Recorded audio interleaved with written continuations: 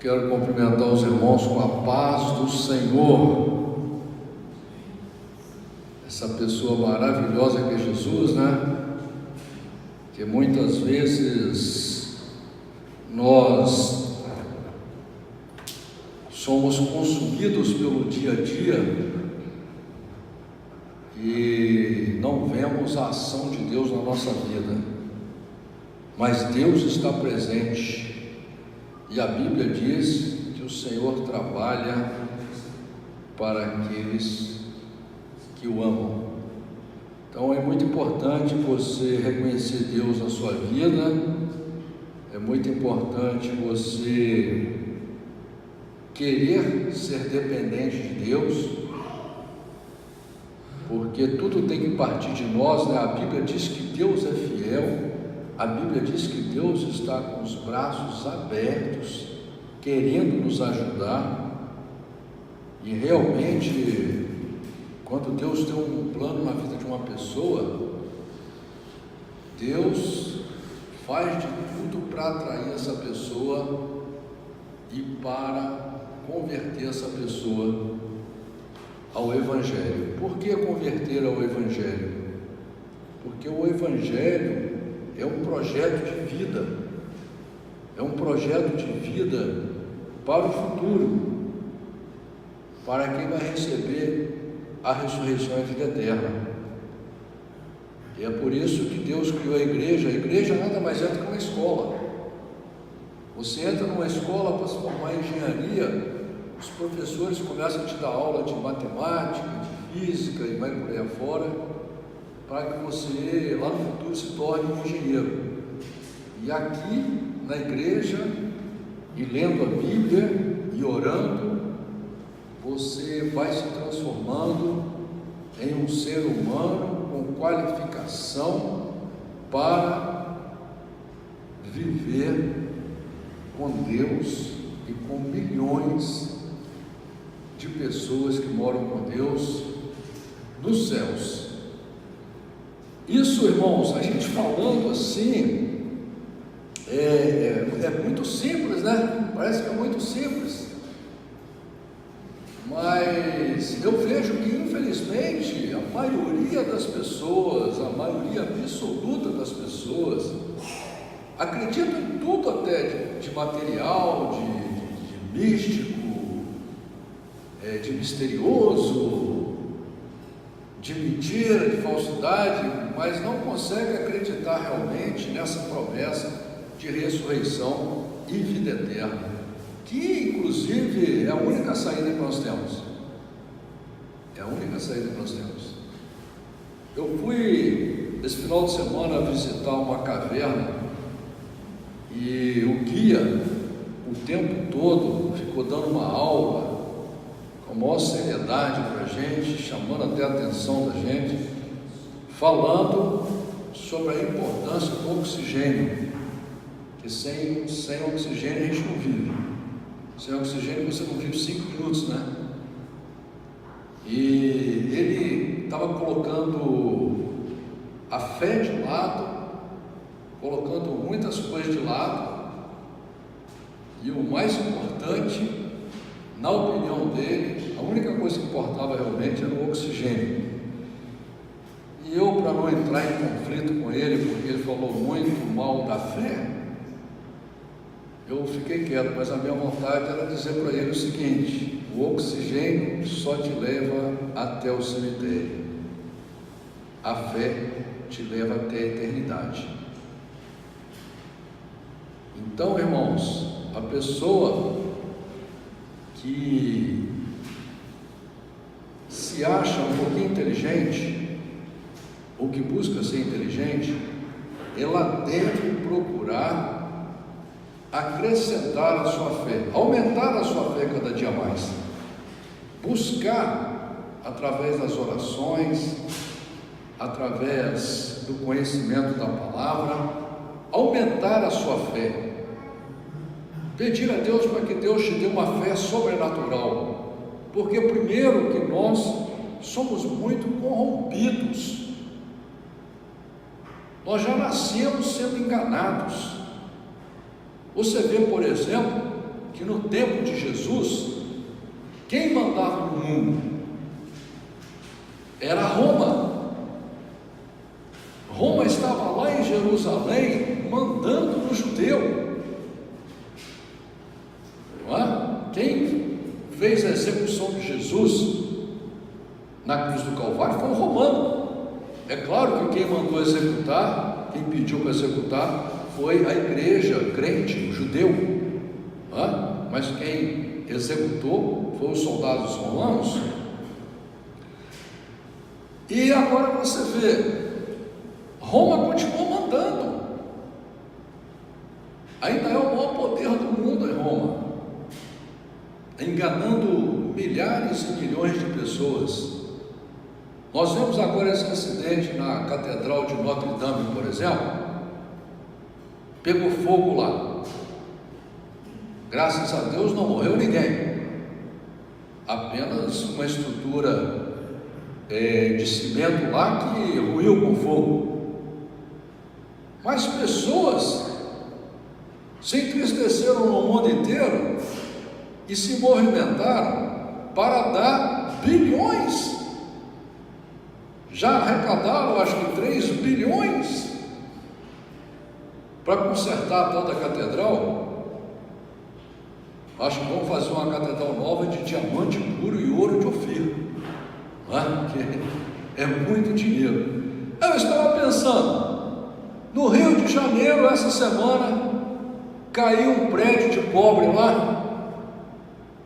Coitadinho do pobre, não tem aonde morar, compraram prédio mal feito lá, e o prédio caiu, morreram 16 pobres, fora as famílias que ficaram desabrigadas. Apareceu alguém preocupado com isso? Ou já apareceu algum empresário? Lá na queda da igreja de Notre Dame, lá apareceu um empresário lá da CUT que deu 200 milhões. Apareceu um empresário para dar para o pobre ali, que morreram, né? Então, irmãos, é uma hipocrisia. A sociedade é hipócrita. A sociedade é falsa. Quando você lê a Bíblia, você vai vendo o que é o ser humano. O ser humano é terrível. E nós nascemos neste mundo e fomos educados por essas pessoas que não se preocuparam com a gente. Entendeu? Nem podemos botar a culpa nos nossos pais, porque eles também foram mal educados, também foram enganados. E assim vem fazendo uma pressão enorme sobre você, sobre a sua família, escondendo a verdade de você e fazendo tudo para te destruir. Por isso que você precisa de amar a Bíblia, por isso que você precisa de querer buscar o conhecimento de Deus, o conhecimento da sua própria vida, através da leitura da Bíblia e através de um contato de intimidade com Deus, porque nós não temos poder nenhum para nada. O que a gente fica aí é lutando para não morrer, né? O novo luta para não morrer, o médio luta para não morrer e o velho luta para não morrer. Mas não temos poder nenhum contra a morte, nem contra a calamidade. Como diz a Bíblia, aquele que está de pé, cuide para que não caia. Mas o mais importante não é o dia que você vai morrer, ou o que vai acontecer de ruim na sua vida. O mais importante é você estar consciente, enquanto está vivo, você ter consciência que você precisa de buscar todos os dias conhecimento desse projeto maravilhoso de Deus, para que ninguém te engane, para que você mesmo não se engane, porque você aprendeu muita coisa errada e você acha que está certo, mas não está. Quando você nasceu, você era uma folha em branco. Quem escreveu a maioria das coisas que você sabe, que você acha que é aquilo mesmo que está certo, foi essa sociedade podre aí, que te ensinou. Até o Deus que criaram para você. Então você precisa de rever seus conceitos e agir pela razão, agir pela lógica, pela matemática, e você começar a andar no caminho certo, o caminho de Deus. Como diz um ditado que tem numa loja ali, né? Não erre o caminho, leia a Bíblia. A única forma de você não errar o caminho, porque você pode ser enganado até por você mesmo, e isso é muito triste, irmãos, muito triste. Todos nós somos consumidos todo dia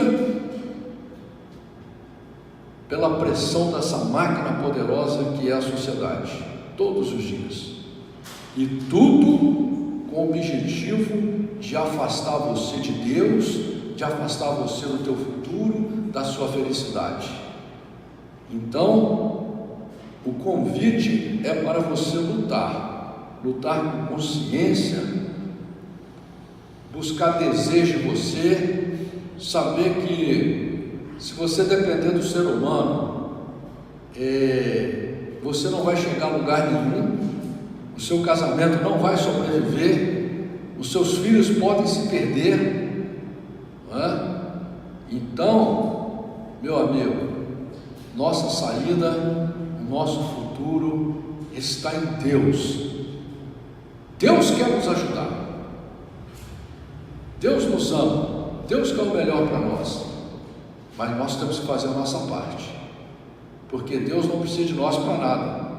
Não somos nós que vamos ensinar alguma coisa a Deus, e se a gente mudar, não vai fazer nenhuma diferença para Deus.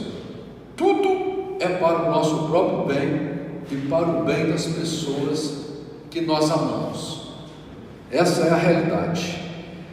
Nós estamos lendo o livro de João e estamos no capítulo 2. Essa é uma leitura bastante complexa, porque as religiões vêm querendo nos enganar.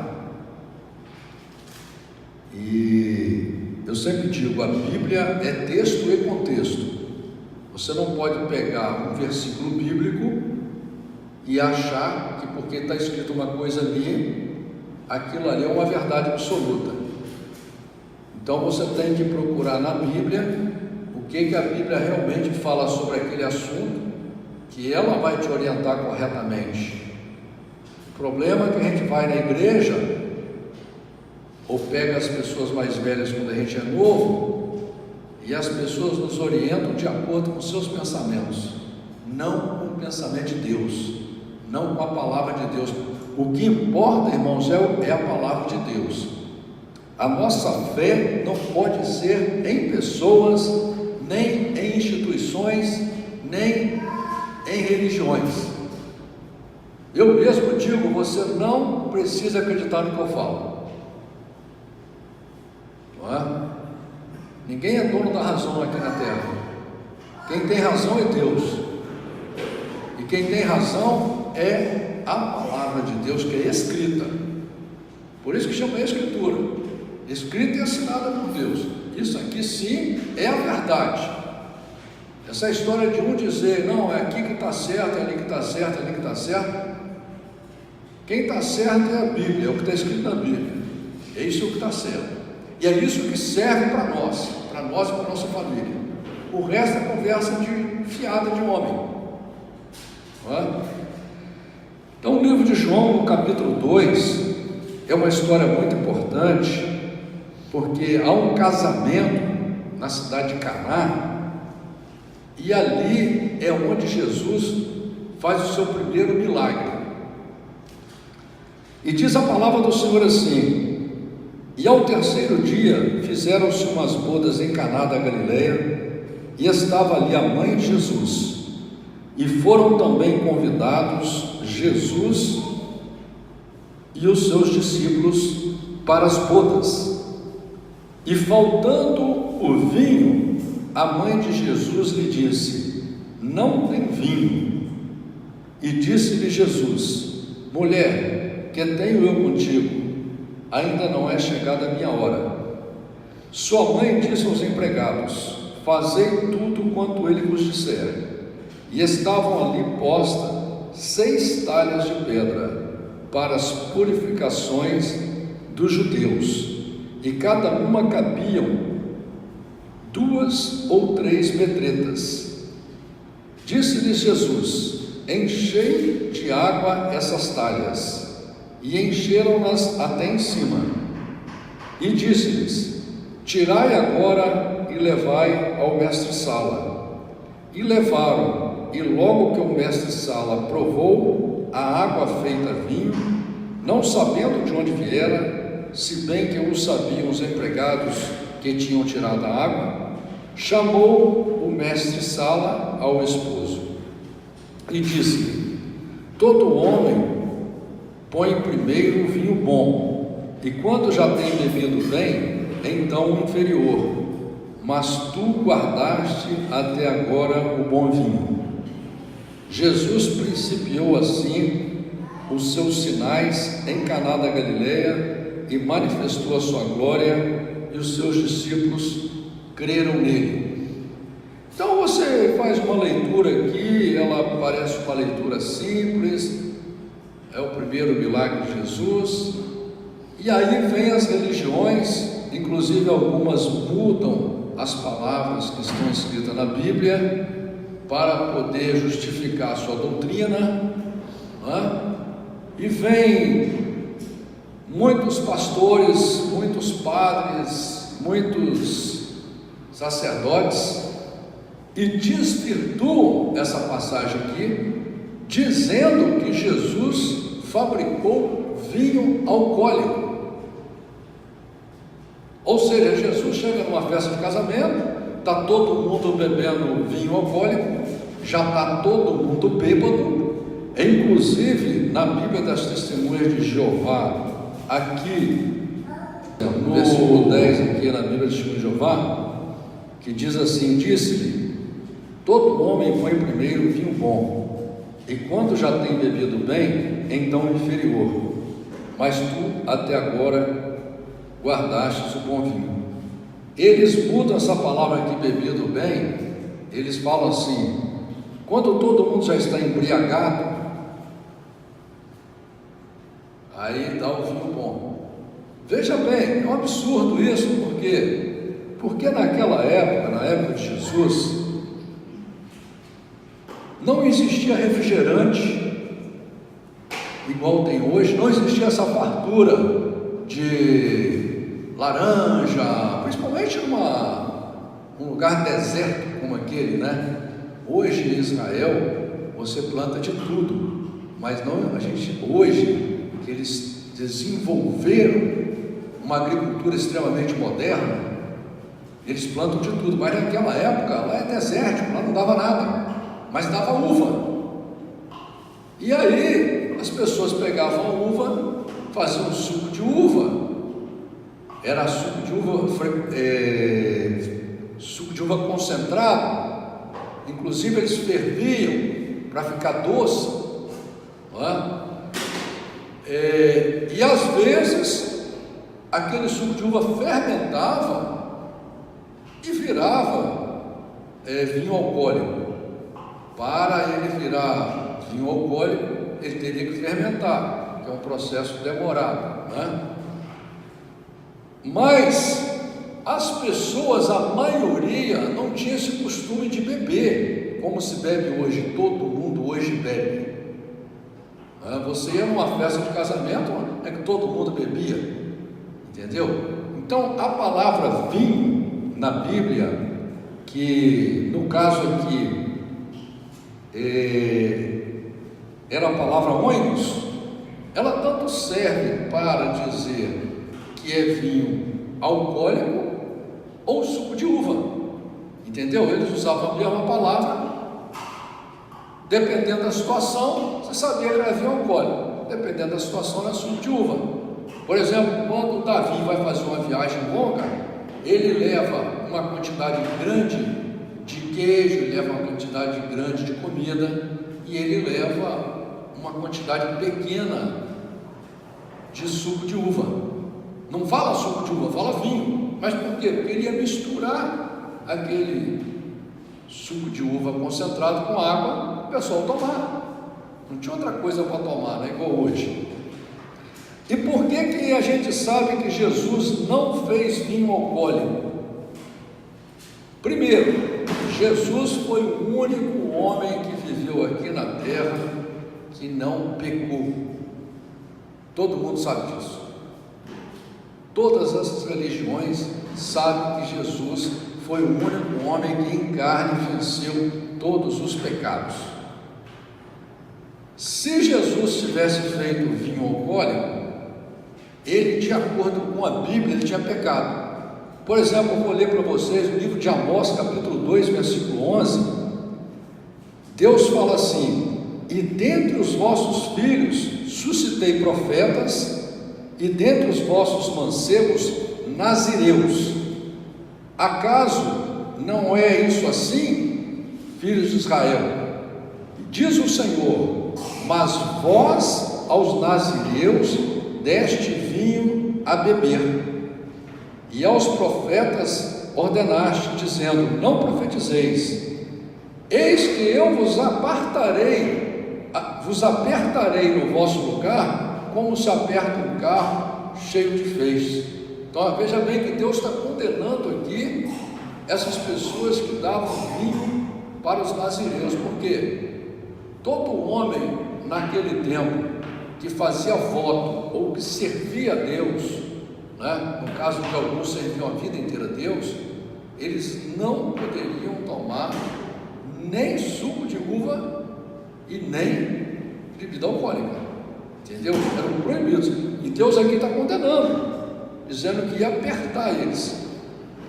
Livro de Números, capítulo 6, versículo 2, diz assim: fala aos filhos de Israel e diz-lhes: quando alguém, seja homem, seja mulher, fizer voto especial de nazireu, a fim de se separar para o Senhor, abster-se-á de vinho e de bebida forte. Não beberá vinagre de vinho, nem vinagre de bebida forte, nem bebida alguma feita de uvas, nem comerá uvas frescas nem secas. A gente sabe que Jesus era um nazireu. Juízes capítulo 3, versículo 3. Juízes capítulo 13, versículo 3. Mas o anjo do Senhor apareceu à mulher e lhe disse: eis que és estéril e nunca deste à luz, porém conceberás e terás um filho. Agora, pois, toma cuidado e não bebas vinho e nem bebida forte, e não comas coisa alguma impura, porque tu conceberás e terás um filho, sobre cuja cabeça não passará navalha. Portanto, o menino será nazireu de Deus desde o ventre de sua mãe, e ele começará a livrar Israel da mão dos filisteus. Juízes capítulo 13, versículo 12. Então disse Manoá: quando se cumprirem as tuas palavras, como se há de criar o menino, e que fará ele? Respondeu o anjo do Senhor a Manoá: de tudo quanto eu disse à mulher se guardará ela, de nenhum produto da vinha comerá, não beberá vinho nem bebida forte, nem comerá coisa alguma impura, tudo quanto lhe ordenei cumprirá. Isso aqui era o anjo do Senhor estava falando com a mãe de Sansão e com o pai de Sansão, e deixa claro que como ela ia gerar um menino que ia ser uma pessoa que tinha que dedicar sua vida desde o nascimento dele até a sua morte a Deus, era um nazireu por tempo integral a Deus, ele não poderia, nem ela nem ele poderia tomar nada de uva. Por quê? Porque Deus já sabia que muitas pessoas, o profeta chegava na casa da pessoa e ele oferecia o suco de uva, mas não era suco de uva, era vinho alcoólico, fermentado. E aqueles vinhos alcoólicos de antigamente, ele não tinha a dosagem de álcool que tem hoje. Então você ia tomando, quando você via, você estava bêbado, entendeu? Então por isso que ele era proibido, para não haver essa confusão. E lá no livro de Ezequiel, capítulo 44, versículo 21, diz a palavra de Deus assim: nenhum sacerdote beberá vinho quando entrar no ato interior. Se é nenhum, é nenhum. Entendeu? Nenhum sacerdote que fala em nome de Deus, que faz a obra de Deus, ele pode tomar bebida alcoólica. Eu vou explicar por quê. Lucas capítulo 1, versículo 13. Mas o anjo lhe disse: não temas, Zacarias, porque a tua oração foi ouvida, e Elizabeth, tua mulher, te dará à luz um filho, e tu lhe darás o nome de João, e terás alegria e regozijo, e muitos se alegrarão com o seu nascimento, porque ele será grande diante do Senhor. Não beberá vinho, nem bebida forte, e será cheio do Espírito Santo, já desde o ventre da sua mãe. Isso aqui está falando sobre João o Batista. Então, antes dele nascer, Deus já dá uma ordem, que ele ia ter que viver a vida dele inteira, uma vida separada para Deus, e ele não podia beber vinho nem bebida forte. E lá no livro de Romanos, capítulo 14, versículo 20, diz assim: não destruas por causa da comida a obra de Deus. Na verdade, tudo é limpo, mas é um mal para o homem dar motivo de tropeço pelo comer. Bom é não comer carne, nem beber vinho, nem fazer outra coisa em que o teu irmão tropece, ou se escandalize, ou se enfraqueça. Por que o apóstolo Paulo está falando isso lá no livro de Romanos? Porque muitos crentes, aquele povo era muito idólatra naquela época, eles acabavam indo comer carne, que era carne oferecida a ídolos, né? Todo mundo aqui já passou numa esquina, já viu uma macumba, por exemplo, que tem lá uma galinha morta, entendeu? Então tem muitas religiões que eles consagram a comida a deuses, e o servo de Deus não poderia comer essas comidas, entendeu? E às vezes era convidado. Por quê? Não que aquilo ia afetar o servo de Deus, mas ia servir de tropeço para as pessoas que não tinham conhecimento de Deus, que não sabiam o rumo certo. Ver você lá, ver você fazendo, ele acaba indo por aquele buraco também. Então, por exemplo, um pai de família que tem uma filha, que tem um filho, né? Aquele filho fica vendo o pai tomando cerveja, fica vendo o pai tomando uísque, né? Fica vendo os amigos do pai bebendo. O que ele vai pensar? Eu também posso beber, quando eu crescer eu posso beber. Mas eu pergunto para você, será que o teu filho vai ser forte como você? Vai aguentar beber e não virar alcoólatra? Porque os alcoólatras que tem no mundo, eles têm pai e mãe que desejavam o bem deles, não é? Será que o teu filho ou tua filha vai dirigir bêbado? Ou vai ter a consciência de beber e não dirigir? Porque os jovens que estão matando as famílias aí no trânsito com bebida, tem pai e mãe também. E fora que a bebida ainda é um caminho para a droga, entendeu? Agora, esse exemplo vem aonde? Dentro de casa? Você acha justo isso? Você dentro da sua casa, você dá um exemplo do teu filho? Um mau exemplo? Então, claro, quando você faz uma pregação dessa, para quem ainda não entendeu o quanto é importante amar a Deus e servir a Deus, é uma pregação pesada, não é? A pessoa vai falar: eu vou deixar de ser feliz porque a felicidade dela ainda é material. a felicidade dela é para dar prazer ao corpo, não é? Mas o cristão não vive para o corpo, o cristão vive para o espírito. A nossa felicidade é amar a Deus, a nossa felicidade é sentir prazer em fazer a vontade de Deus na nossa vida, é sentir prazer em dar bom exemplo. Não importa se as pessoas vão gostar de você, se não vão gostar, se vão te criticar, se não vão te criticar. O que importa é que você é um exemplo vivo aqui na terra. Então, como diz aqui, olha, o bom é não beber vinho, porque senão você vai dar um mau exemplo, não é? Eu estou pregando isso, quem quiser beber, que beba, não é? Pastor não é juiz, não é delegado, não é dono da vida de ninguém, cada um com a sua vida.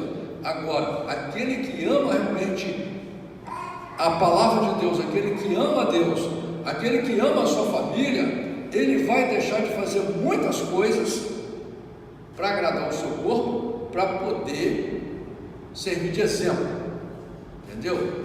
Nós somos um exemplo vivo aqui na terra de Deus, nós somos discípulos de Deus, nós levamos o nome de Deus para as pessoas. Por isso que diz aqui, né, no livro de Abacuque, capítulo 2, versículo 15: ai daquele que dá de beber ao seu próximo.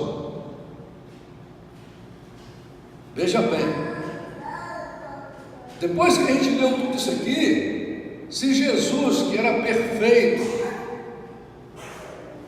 que foi santo, ele tivesse fabricado vinho alcoólico ali, e num casamento onde já estava todo mundo bêbado, aí Jesus vem aqui, segundo a Bíblia da Assembleia de Deus, Jesus fabricou mais ou menos ali em torno de 600 litros de vinho.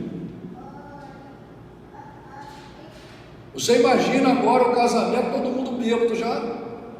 Jesus dá mais 600 litros de vinho para se tomar, saía todo mundo miando de lá, né? Nego caindo do cavalo, nego capotando carroça, nego capotando charrete, né? Com certeza ia ter briga, que casamento onde as pessoas ficam bêbadas, ia sair briga, facada, espadada, entendeu? Jesus ia fazer isso.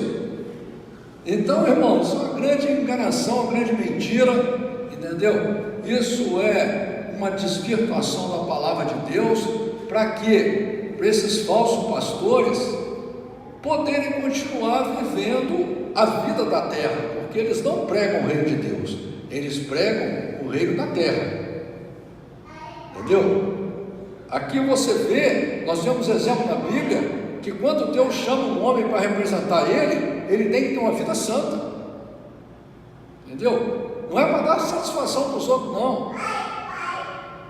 É uma aliança que você faz com Deus, é uma luta, O apóstolo Paulo era fraco, era falho, eu sou um pregador, eu sou fraco, eu sou falho, mas naquilo que você puder lutar, você vai lutar, entendeu? Nós somos lutadores, como o apóstolo Paulo falou, eu combati um bom combate, eu lutei, entendeu? Eu usei a fé, é para isso que somos chamados para ser valentes, para ter fé, para poder trazer a palavra de Deus para a nossa vida, para poder trazer Deus para dentro da nossa casa, entendeu? E Deus não está aqui para fazer a tua vontade, não, é você que tem que fazer a vontade de Deus.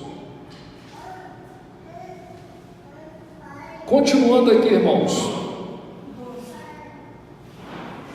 depois disso, desceu a Cafarnaum, ele e sua mãe, e seus irmãos, e seus discípulos, e ficaram ali muitos dias. Esse aqui é outro versículo complicado, porque a Bíblia fala em vários lugares que Jesus tinha irmãos, mas tem igreja que diz que a mãe de Jesus morreu virgem, apesar de ter ficado casada com José há muito tempo, ela foi a única mulher que não pôde ter mais filho, né? Eu não sei como que ela ia morrer virgem, porque tudo bem, Jesus foi gerado pelo Espírito de Deus, pelo poder de Deus, mas a criança teve que sair, e se a criança saiu, a virgindade já acabou ali. Isso é uma coisa que qualquer pessoa sabe disso, né? Não precisa nem de falar. Mas eles fazem de tudo para poder fazer você acreditar na doutrina deles, naquilo que eles pensam, naquilo que eles querem que você pense, né? Por isso que você nasce, cresce, fica velho e morre e não lê a Bíblia, porque eles não querem que você leia a Bíblia, entendeu? Essas pessoas que sonham em escravizar os outros, a única coisa que ela não quer que você tenha é conhecimento. Porque a partir do momento que você tiver conhecimento, você não vai ser escravo de ninguém. E estava próxima a Páscoa dos judeus, e Jesus subiu a Jerusalém, e achou no templo os que vendiam bois e ovelhas e pombos, e os campeadores assentados. E tendo feito um azorrague de cordéis, lançou todos fora do templo, bem como os bois e ovelhas, e espalhou o dinheiro dos campeadores e derrubou as mesas. E disse aos que vendiam pombos: tirai daqui estes e não façais da casa de meu pai casa de vendas. E os seus discípulos lembraram-se do que está escrito: o zelo da tua casa me devorou. Isso aqui está escrito lá no livro de Salmos, capítulo 69, versículo 9. Responderam, pois, os judeus e disseram-lhe: que sinal nos mostra para fazeres isso? Jesus respondeu e disse-lhes: derrubai este templo e em 3 dias o levantarei. E disseram, pois, os judeus: em 46 anos foi edificado esse templo, e tu o levantarás em 3 dias? Mas ele falava do templo do seu corpo. Quando, pois, ressuscitou dos mortos, os seus discípulos lembraram de que eles dissera isso, e creram na Escritura e na palavra que Jesus tinha dito. E estando ele em Jerusalém pela Páscoa, durante a festa, muitos, vendo os sinais que faziam, creram no seu nome. Mas o mesmo Jesus não confiava neles, porque a todos conhecia, e não necessitava de que alguém testificasse do homem, porque ele bem sabia o que havia no homem. Irmãos, tem 2 coisas importantes aqui.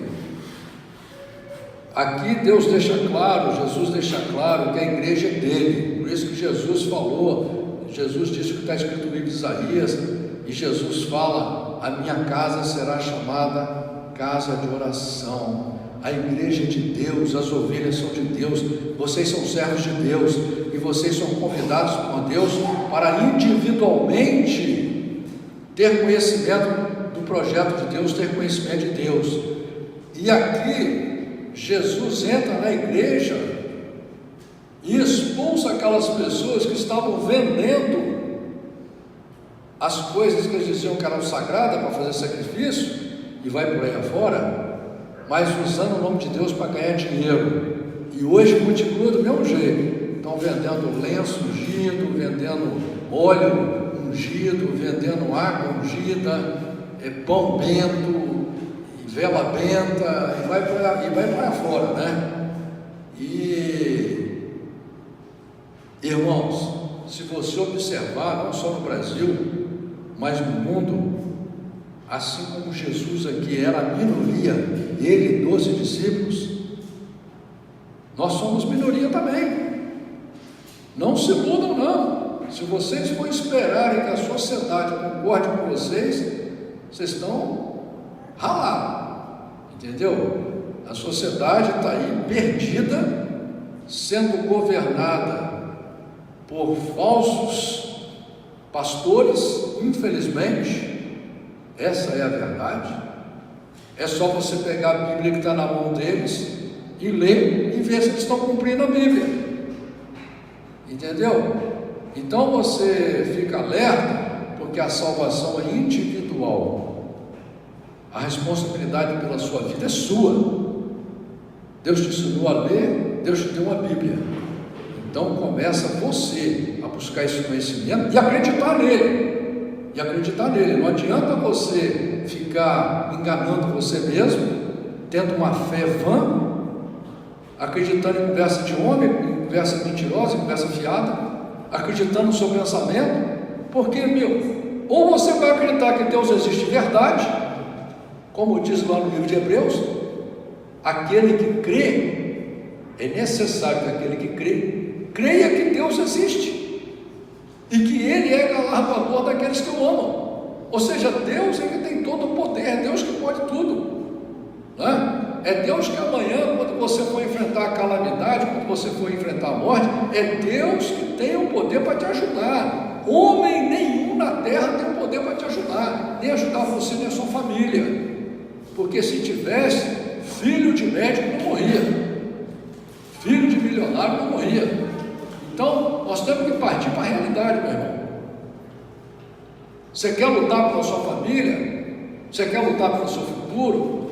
Comece a entregar a sua vida para Deus e acreditar realmente que Deus existe e trazer Deus para a sua vida. Amém?